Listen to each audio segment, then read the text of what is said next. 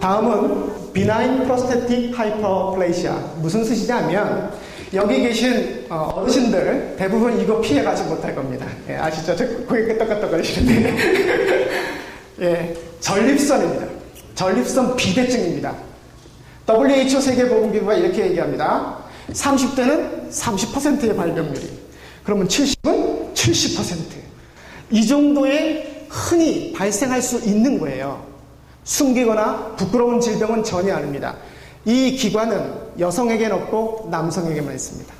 여성에게 있는 독특한 기관을 자궁이라 칭한다면 남성은 전립선이에요. 그리고 이것은 남성의 생식기하고 관계되어 있기 때문에 괜히 움츠러지기도 하지만 전혀 그럴 필요 없습니다. 자, 여기에 사용되는 어떤 허브가 있다고 하는데 소팔메터, 갈릭, 마늘이죠. 스틱니틀 이렇게 생긴 겁니다. 이게 전립선 비대증에 사용하나 보다. 예, 맞습니다. 특히 한 4, 5년 전만 해도 한국에 특별히 초청이 돼서 강연을 할 때 저 소팔메토는 아무도 이해하지 못하셨어요. 근데 요즘에는 많이 이해하셔요. 대기업의 힘입니다. 제1제당 CJ 쪽에 소팔소, 전립소. 예, 그게 허브의 이름이라는 걸 잘 모르셨죠. 예, 저 식물 이름 갖다가 건강 드링크 음료에 넣은 것입니다.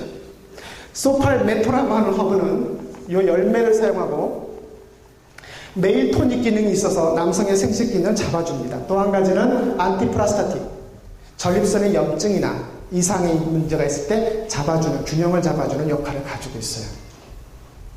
두 번째, 갈릭에는 알린이나 알리신이라고 하는 성분이 있기 때문에 여러분 최고의 천연 항생제예요. 옛날에 우리 아버님 세대는 마이신 그러면 다 압니다. 예, 그 마이신은 사실상 어떤 아티피셜이라고 할 수 있지만 천연 항생제인 갈릭에 비한다면 글쎄요 얼마나 파워풀할지. 최고의 항생제니까 혹시 몸에 염증이 있다거나 감기가 걸렸다 그러면 차라리 아무것도 모른다 그러면 마늘을 드십시오. 예. 다음 스틱니틀입니다. 스틱니틀은 안티프라스타틱이라고 하는 액션을 가지고 있습니다. 항전립선 염의 기능을 가지고 있죠. 그런데 이것만큼은 소팔메토만큼은 강하지 않습니다.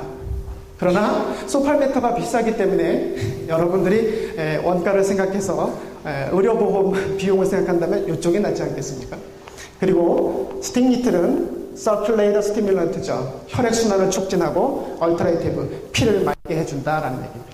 자, 이와 같은 것들로 전립선 비대증의 어떤 솔루션, 해법을 낸다라는 거죠. 다음은 크로닉 패티그 신드롬입니다. 어떤 증상인지 아시죠?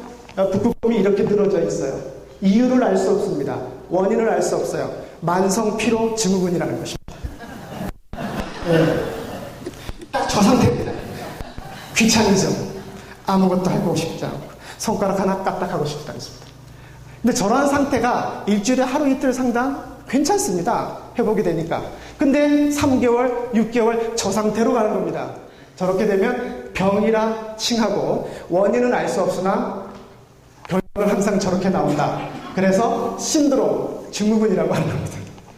그래서 어떤 사람이 어떤 사람을 사랑하는데 가슴이 두근두근, 잠을 못 잔다? 그게 한 3개월, 6개월 간다? 신드롬입니다. 그 사람에 대한 너무너무 뜨거운 사랑 때문이죠. 자, 원인은 알 수 없지만 이와 같은 상태가 나는 것은 현재까지의 의학적인 여러 가지 견해가 있는데 대부분 간 때문이야 라고 생각을 합니다.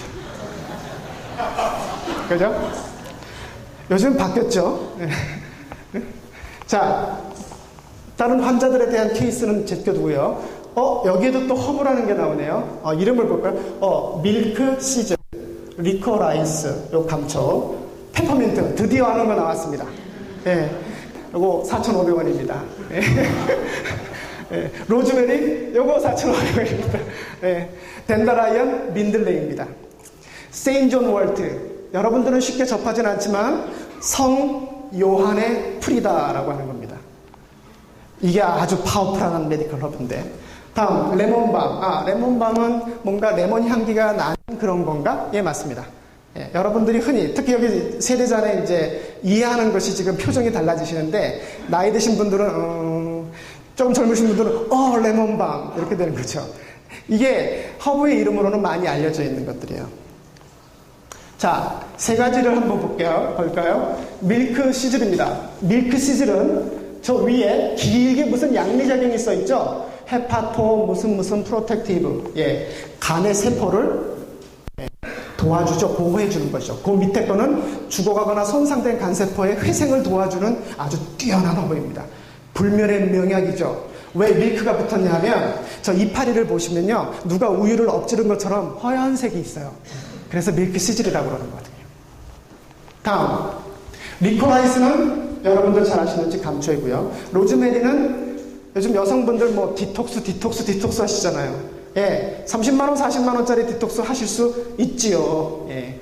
그러나 그렇게 비싸다고 하면 뭔들 못하겠습니까? 예. 로즈메리 티 한 잔이 그 수많은 수십만원짜리의 디톡시케이션보다 훨씬 뛰어납니다. 자, 이렇게 만성피로 증후군에 사용이 되는 세 가지의 약초들을 봤습니다.